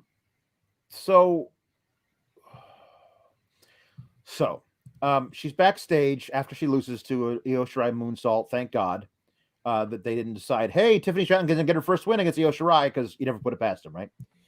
So she's backstage on her phone, like, everybody here is so mean to me, daddy. I hate it here. And then she sees Wendy Chu, who's sitting there, and then she's like, don't feel bad. Io beats everybody. Which I thought was a really sweet thing to say. Like, honestly, like, it's a really nice. Wendy Chu wants to be her friend. That's fine. And then honestly, I thought one of the best lines of the night happened because she slapped her little soda thing with a straw, whatever, slapped it out of her hand, and then you hear her go, "Oh, my free refill," and I was just like, I was like, listen, relatable content, very relatable. This is the thing about Wendy Chu, the former Mei Ying. That's range. I'm sorry. If you're a 5,000-year-old dragon lady who breathes metal into people's lungs, and then you can get a gimmick switched like that, and then you're good again. I always say, if no matter how bad the gimmick is, if I feel like you are finding interesting ways to play it and fully committing to it, I will forgive you. I won't forgive them for giving it to you. But if you can actually say, I'm going to try as hard as I can, that's why I loved Tony D'Angelo, because he does everything, puts everything into that gimmick. She's great. And that was a really cool line reading, like really good delivery and timing. Oh, my free refill. Like I thought that was hilarious. So and then, great. And I didn't hate Tiffany Stratton when she's walking away too, going, and there's girls in pajamas. Yeah. that also made me laugh. So credit to her too. Here's what happened. Yeah. Wendy Chu showed Vince at some point that she can be funny, and now her career is over. Because as soon as you show Vince that you can be funny, that's all you are to him. Look at Matt Riddle. Look at the Viking Raiders. It's over. Right. It's over for Wendy Chu. As also, when Vince notices something else about you, when Bruce Pritchard notices something else about you, perhaps you did get to perform a song live in the middle of the ring in NXT 2.0, because I don't know if you saw this, but there's the OIlieJay, and she comes out, and my goodness, put those things away, girl. You're going to float away like a Macy's Day balloon. My God. Like, I mean, listen. That is how you got 6 of your 8 husbands. Don't you pretend otherwise. Well, listen, when in my youth, sure, but everything's hanging down around my knees now. But come on. But perhaps behind closed doors, yes, but like at least 80% of the cleavage is just out there. It's like, I mean, it looks fantastic, by the way, fantastic, but still, just leave something to the imagination, honey. This is a PG rating, darling. That's all I'm gonna say. This was not good. Yeah. So she gets to come out and perform her song, I'm gonna make them fall in love, which I know I've heard somewhere else on WWE programming before tonight. I'm just not sure exactly where or how. It was just weird to have like clips of Tony D'Angelo. It was really because we're already in love with him. Like, it's not like I need to fall in love with you. I'm already in love with Tony D. But it was just not. It's not a video promo package. No, it was really weird. And I mean, yes, geez, whatever. So, Carmelo and Trick. This is their function on this night, is to introduce her. And it wasn't like it was like Poppy performing at a takeover. Just in like the 3/4 of the way through the second hour of a random episode of NXT, here's this girl just to rap a song. And I did not see a lot of people complimenting the song. I saw people complimenting other things, but not the song. I saw them complimenting 2 things. Very specifically. Touche. I see what you did there. See? Because she had the 2 and they were both on display. Like the cakes and one of those cases that spin around at the diner that I love so much. Oh my God. Give me a cheesecake from one of those rotating pie dishes in the cases. They don't take those actual slices. Yeah. They have pies that are fresh. Yeah. But they're there to catch your eye, just like her bing bongs. Yeah. Yeah, it's true. So we got Graham B says, can we just call her Charmella? I mean, perhaps that's thank you. Mark Losper says, I caught the last minute of whatever hell this OIlieJay performance was. I hate speaking about this way about a woman rapper trying to apply their trade, but we all know why she got on TV. It got nothing to do with talent or popularity. I mean, honestly, if this was a thing we saw all the time, I'd be like, okay, fine. But this is... Well, she's not like a rapper in kayfabe. Is she a wrestler? I honestly don't even know what she is. Like, she's just like... I've never seen her before. It was the lack of context followed by a mediocre song and like it being like a half live performance, half video package. It was... She didn't have a fighting chance with the way it was presented. The Nerd Guru says, did Poppy also get released because she was considered a hunter lady? because her 2.0 version is not great. Yeah, so she's a shoot rapper apparently. Like this is what she does. She didn't have a lot of stage presence, but I guess that's not really a thing. I don't know anything about the modern. Everyone listens to the Spotify, but I don't do that. That's not my thing. So and it was also performance in a wrestling environment in a like. Sincerely, when I went to a Saturday Night Live taping, the musical guest was the band Fun, and they were very good. That is one of the worst rooms I could imagine being a performer in because the entire stage is off to the left of the crowd. Very awkward, and you're in the middle of a variety show. I'd imagine that's how this felt as a performer. Like, it's in a wrestling capacity. Like, this was a very, very, very weird environment. Mark Glusper says she has less than 100 followers on SoundCloud. So that's where we're at. That's where we're at. That's where we're at. So she's in developmental too. That's a nice way to look at it. There you go. She's fully developed in some areas. She's got her 2.0s out. You know what I mean? You are bad. You are so bad. I'm so bad. Anyway, we're gonna move on past this. So I'm gonna circle back to other things before we get to the end, but we got our main event now. Tony D, I love the Tony D. You know, he's wonderful. He's actually been in like 2 out of the last 4 main events. Something like that. Yes. 2 out of the last 5. So that's big that they're putting him on last. They understand that, you know, he's got the following, and that's good. Mark Lossman says main event was passable other than the Grimes botch. We'll talk about that. He says, boy, do I have a lot to say about this Imperium shtick. We got to that stuff earlier, but thank you, Mark, for all of your humpings chats. I thought this was good. Grimes is in that weird place where like he was newish enough in 1.5 that he doesn't feel like the old guard, but he's definitely not the new kids. So he's in this weird purgatory middle ground where I'm not sure what they really want to do. It's like with NXT him. 1.75. Yeah. It's a tough place to be. Yeah, it is. It's tough. But I liked this.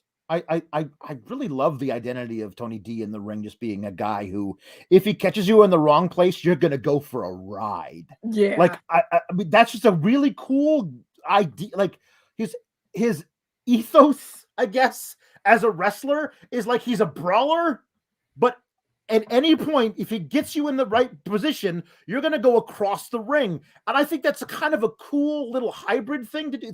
It's I mean, Eddie is way more brawler and less suplexer, but occasionally if he's in the ring with a guy like Daniel Garcia's size, look, he's just going to fisherman suplex that'll, yeah. I mean, but it's the same basic idea. And I think that's a really cool ground for him to occupy. Is that kind of a guy. I think that works really well for him. Grimes is great, and I think we all kind of figured Grimes was going to win. But there was a moment there where I was like, dude, they're doing this deal for Tony D, and I think that's excellent. He cut a little promo beforehand where they cut to him, and his hat was right there, and his mouth was moving, but they hadn't turned up the audio yet, so it first started, and it looked like he was giving a promo to his hat, and I just thought that was a cute thing to do. But he's like, "Hey, you, come here. You gotta get on my head. You better get on my freaking head. We're gonna go. But I thought this was really good, and the ending protected Tony D, which is not something they have any obligation to do at this point. Like, he's not like a strength of theirs. No, in the past few weeks. So no, I had an interesting conversation with a friend of mine about Tony D because he wasn't as big of a fan. So now our friendship's over. Yeah. So that's it. No, he actually brought up a fun point, which was he was like, I think it needs to be even more, meaning like cut out some of the maybe mobby talk and just throw on like a, what did he say? It just throw "if you catch my drift" onto everything he's ever said. And I kind of loved that idea because you could do it with every opponent ever of like, I'm gonna send Cameron Grimes to the moon if you catch my drift. You know what I mean? Like, because it would be endless. There would be infinite possibilities. So he wants them to turn the Tony D up even more, which I think is kind of fun. That is kind of funny. So also, last call, send in your super chats, send in your Humper chats, leave a thumbs up on this video. Subscribe to Fightful Select. There was the moment that I thought was unfortunate because you can tell like Grimes is the ring veteran. I don't know how many matches D'Angelo wrestled before he started in NXT, if at all, but Grimes has been around. So he's obviously the more experienced. He's the guy who's going to be kind of controlling the action there. He went up to do a moonsault or something from the turnbuckles and slipped. And then he went back up and did it again. But during that time, Tony D just had to stand there. You know what I mean? And it kind of made both of them look not great. But the rest of the match was really good. So like it was kind of salvaged in a lot of ways. I think one of the things that impressed me the most about Tony D is really he's got great performer's instincts, which we see with his promos and stuff, but also in the ring. Like the sell of the painting to the head from last week. Yes. Where he just sat down and was kind of confused about why he's wearing a painting. Like that was really cool. But tonight he took a penalty kick to the face while he was standing by the apron.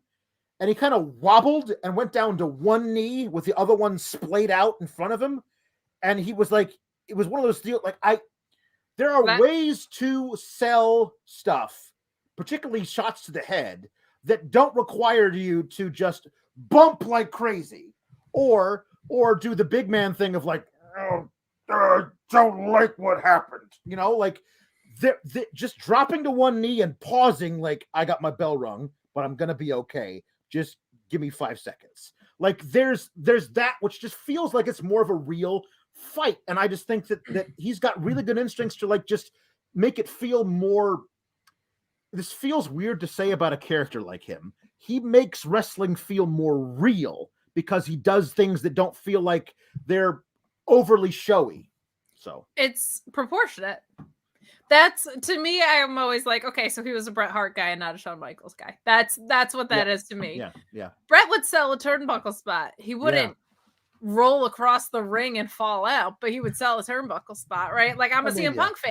He had that kind of sell too all the time. Like I appreciate that because it feels more realistic to the context you're in. Are you a leg slapper or are you not a leg slapper? There's your other litmus test. But to me, that's like, I feel like I can tell if you're a Bret or a Shawn guy based on your sell. Agreed. So he gets out of the ring to avoid what was going to certainly be the cave-in. And when he's out there by the announce table, here comes Pete Dunne with a cricket bat, who smacks him on the hand, and Tony D looks at him like, "Aren't you on the main roster?" Like he just looks at him like, "What the hell are you doing here? Didn't I send you packing? We did a whole funeral for you last week." Petey Poppins packing. Honestly, it looked like Tony D was not told that Pete Dunne was going to show up at the end of the match. Like it was a surprise to him. Shoot. And I thought that was really funny. But he gets back in the ring, immediately gets the cave in. And so Pete just says, I guess we're continuing this feud, which I thought they had done a really good job of like Pete Dunne going out on his back to put over this guy. The feud was good. Each guy won a match. So I guess this is the rubber match, but we'll see where that goes. But he comes back. Cameron Grimes is facing Carmelo Hayes for the North American Championship at Vengeance Day on February 15th, which of course is going to be Galentine's Day here for Linda and Sheila. So have fun with that. How could it be anything else, darling? But that was not the only return that we saw, because earlier they said we saw Santos Escobar and Elektra Lopez talking about how Braun says he's the first to show up and the last to leave. Well, that's interesting. Maybe we'll stay a little longer. And everything was belied because we saw Braun Breaker leaving right after the main event. So he's not the last to leave because he's definitely leaving before Pete Dunne and Tony D'Angelo and Carmelo Hayes and Trick Williams and Cameron Grimes. So he's at best, he's the sixth last to leave. On SpongeBob, when they put up like the 1 hour later or whatever, they should have put up one of those in the future. So we're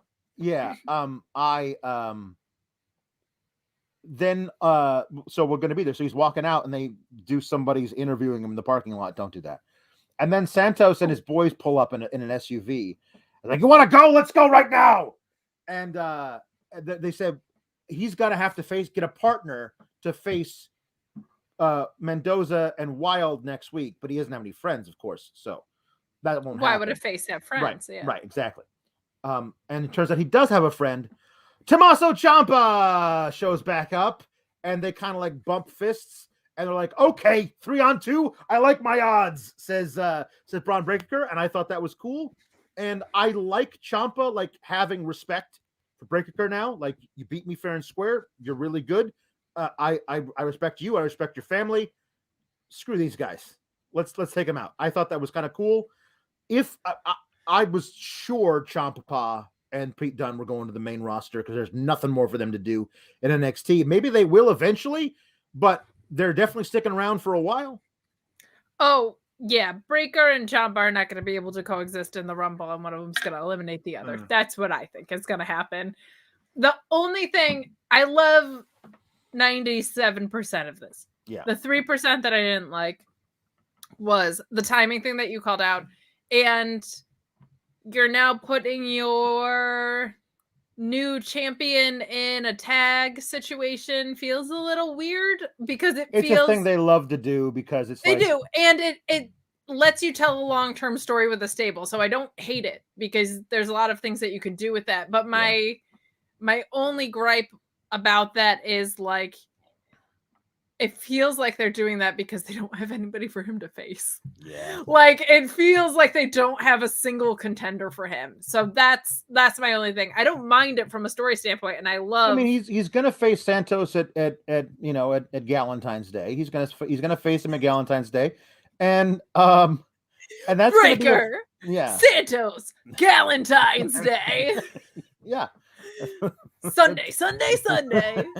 Beautiful. Yeah. So anyway, I think it's fine. It's whatever. I would be shocked to not see Braun Breaker in the Rumble, but maybe they don't want him to lose. If he's not going to win it, you don't put him in it. If they don't want him to see him like lose, maybe not. I'm not sure. So let's go back through all the stuff that we talked about before. Let's start with this one though. Just a reminder to go to GoFundMe to help out Wild Boy, who's so nice to us. They're halfway to the goal. It's not like a crazy large goal. It's not insurmountable. So if we all pitch in, we can get there. So go to that link, go to the Fightful Twitter account, go to Sean's Twitter account, go to my Twitter account. The link is there. And now on to the rest of the super chats in the jukebox. So Graham B says, hey, keep cool, gabagool, if you catch my drift. That really would work infinitely. Yeah, like, it's a really good. If you know what I mean. You know what I'm saying? Hey. So, Valab, talking about Von Wagner, says, the fact that Von Wagner grunts every move he makes / takes stirs something primal in Vince, reminding him of Lex Luger. The Wagner Express ain't stopping anytime soon. And Luis says the real Wagner, Dr. Wagner, is facing Homicide in GCW in LA, and I cannot wait. That does sound like fun. So JW Pringle sends a super chat talking about the Sean ASMR Blue Chew ad. Stop looking through me, Step SRS. That's creepy. So then we get Mark Losper saying about Imperium. If we're being honest, given the gimmick, Imperium is more likely to go after Trick and Carmelo than anyone else. Perhaps.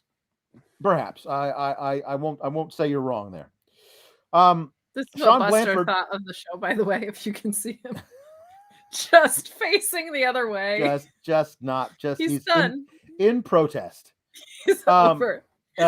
Sean Blanford says positives from NXT. Bivens is still an absolute legend. They didn't feed Io Shirai to Tiffany Stratton. Tony D is in the main event again. And best of all, Mandy Rose got out of the pool again. Have a great and keep cool, gabagools. Have a great week. Yes, you too, And also Sean. with you. And also with you. Daniel Rothenberg says, hi all. What is a weird finisher wrestler combo you want to see? For me, it is Walter hitting the Claymore. Ooh. I'm like, well, that's interesting. I have never thought of such a thing. I want it to be like, I go the other way. I want it to be like Brock Lesnar hitting a 630 or something. Just would murder somebody. That would be something. It's like one of those things like you can give any wrestler their whatever finisher you want. Like if you edit their moves in NXT, like in WWE 2K, so like just give Omos like a shooting star press or something, and just watch it. That'd be kind of fun. That was my favorite with all the glitches and stuff. I didn't know you could do that. You could give people each other's entrances too. Yeah. And if you give Brock Lesnar Nikki Bella's, you will laugh for hours. It is hilarious. Keith Lee doing a poison Rana, says Luis. Ooh. Which I feel like I've seen him do at some point. Probably he hasn't, but yeah. I don't know. I would I'd love to see. I don't know. I love watching guys who are like 215 pounds wrestle dudes who are 150 because they just get to just be Brock Lesnar. What like they don't get to do otherwise. Like Buddy Murphy would wrestle guys in 205 Live that were much smaller than him, even though he wasn't necessarily that big of a guy, and he got to just chuck dudes everywhere. So yeah, I would probably vote for something like that. I want to see like let's have Buddy Murphy or something like that doing like last ride power bombs to people, because that was always one of my favorite moves. Yeah. So there you go, Dan Rothenberg. There's your answer. I like that. We only got one for the jukebox tonight, Kate. What? I know. We only got one. We only got one. But that's the last one, so I'm going to save it for last. But we got some Kalex compliments.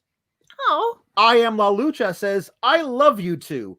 It's like getting to listen to your two favorite locks enthusiasts gossip about that group you hate. Please keep spilling that tea. Thank you, I Am La Lucha. We will. Mark Losper says, I have nothing to say, really. Just keeping the Team Kalex extra half-hour hopes alive, assuming you actually want to do it. Thanks, as always, for the entertainment. You guys rule. We'll definitely go quite a long time for our post-Royal Rumble show. Guys, so yeah. Do you want a double header of Kalex? Yeah. How about 3 times in 1 week? You get us tonight. You get us on Friday because Sean's going to be at Royal Rumble. So you get us for AEW, Rampage, and SmackDown, plus Fightful Select, doing a Royal Rumble review. Podcast every day this week, and 3 with Alex. What a great week for me. that SmackDown and AEW Rampage show should be a blast, because that audience that doesn't tune in for this show has never seen this version of Kate. Like, it's true. So they're gonna be, what is happening? They've never met Linda and Sheila. They've never met Linda and Sheila. No, they have not. Ricardo El Idolo Agrio says, you guys pop me tremendously. All hail. All hail to you too, Ricardo. Thank you very much. Yeah, that should be a lot of fun. Yeah, we're gonna do a post Rumble show on Saturday, talking about Ronda Rousey coming back, maybe, and Brock Lesnar maybe losing the belt to Bobby Lashley and then winning the Rumble. Who like?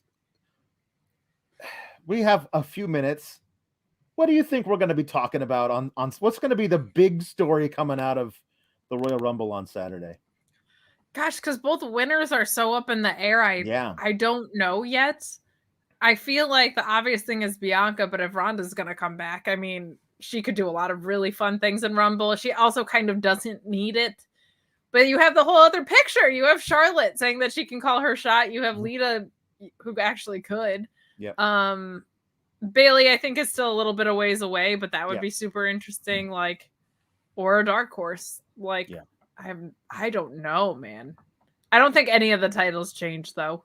If one does, it's the one that you've called. I think it's Lashley and Lesnar. Luis remembers says that the Impact Women's Champion, Knockouts Champion, is in the Rumble this year, which is kind of crazy. Have you heard? They had no idea that Mickie James was working with the Impact Wrestling when they called her to be in the Rumble, let alone that she was actually the champion. Because nobody who works in WWE has context of anything else afterwards. Of course not. It's their own world. I owe the chat a eulogy on Walter's name from Tony D. I promised last week that I would do it this week. People coming with receipts. Dearly beloved, we are gathered here today to mourn the loss of a perfectly good name and to mourn the adding of a name out of the freaking blue that was, shall we say, easily Googleable.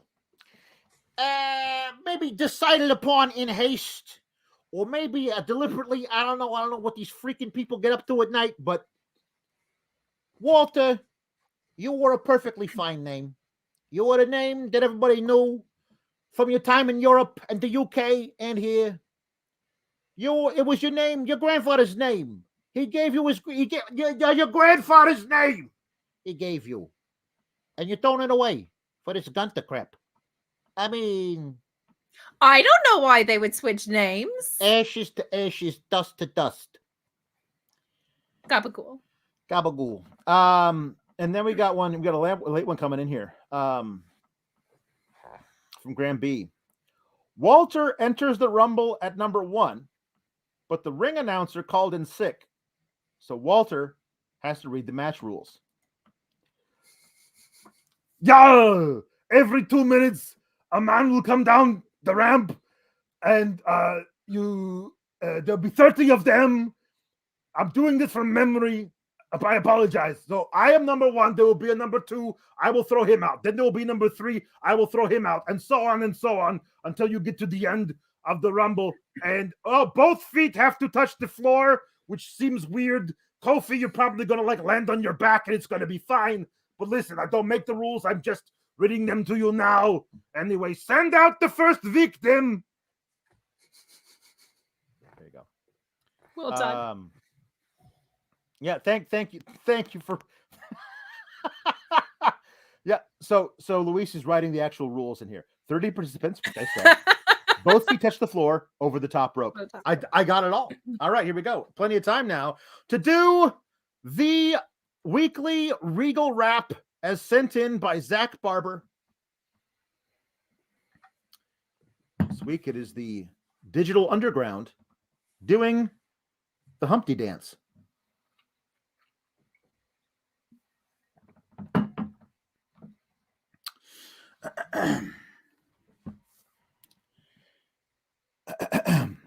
All right, stop what you're doing, because I'm about to ruin the image and the style that you're used to. I look funny, but I'm making money, see? So your world, I hope you're ready for me. Now gather round, I'm the new fool in town, and my sound's laid down by the underground. I drink up all the Hennessy you got on your shelf, so just let me introduce myself. My name is Humpty, pronounced with a umpty. Yo, ladies, oh, how I like to funk thee. and all the rappers in the top 10, please allow me to bump thee. I'm stepping tall, y'all, and just like Humpty Dumpty, you're gonna fall when the stereos pump me. I like to rhyme. I like my beats funky. I'm spunky. I like my oatmeal lumpy. I'm sick with this, straight gangster Mac, but sometimes I get ridiculous. I'll eat up all your crackers and licorice. Hey, yo, fat girl, come here. Are you ticklish? Yes, I called you fat. Look at me. I'm skinny. It never stopped me from getting busy. I'm a freak. I like the girls with the boom. I once got busy in a Burger King bathroom. I'm crazy. Allow me to amaze thee. They say I'm ugly, but it just don't faze me. I'm still getting in the girls' pants. And I even got my own dance. The Humpty Dance is your chance to do the hump. Do the Humpty Hump. Come on and do the Humpty Hump. War Games! I did not know that William Regal was the get weird in a Burger King bathroom kind of guy, but here we are. Yeah. So. Yeah, there you go. Kate Elizabeth, where can they find you? Sir. You can find me. You can find me every Tuesday night with Alex Losing My Mind right here. You can find me Wednesdays at the Mark Order podcast, talking all things all elite, AW Rampage and SmackDown show on Fightful right after those programs. Normally with Sean, but this week with this guy. And on Fightful Select doing pay-per-view reviews now, I guess. So, and this week you can just go to my Twitter at Miss Kate Fabe, because I love me a good pun. I'm doing a couple guest appearances with Denise as well, and I did one yesterday. So come hang out. Listen to me talk about wrestling. If you don't want to hear me talk about wrestling, it's a rough week for you if you listen to podcasts. You can find me on the Twitter at Alex Sour Graps. I talk about Raw and SmackDown on the Fightful Select on Monday nights and Friday nights, late night. And also here on Tuesdays. And also this week on Friday, ruining the night of everybody who just wants to see Sean actually talk about, regular stuff. And then on Sunday for the post Rumble pod, which on Fightful Select, which should be a lot of fun. So if you don't subscribe to Fightful Select, it's only $5 a month, people. And you could do it, and you could get our post Rumble show, which I think technically is like the 250th episode of Sour Graps. 2.50? 2.50, 250 episodes. Whoa! So that should be a lot of fun. I figured that people sign up for Select. Yeah, should be good. The premium live event on Saturday is our live event after the premium live event. I was just gonna say we should start calling Fightful Select shows premium live select events. But right. Subscribe to Fightful Select and come hang out with us unless you're not cool. Yeah. Anyway. Stay cool, Gabagool. And also with you.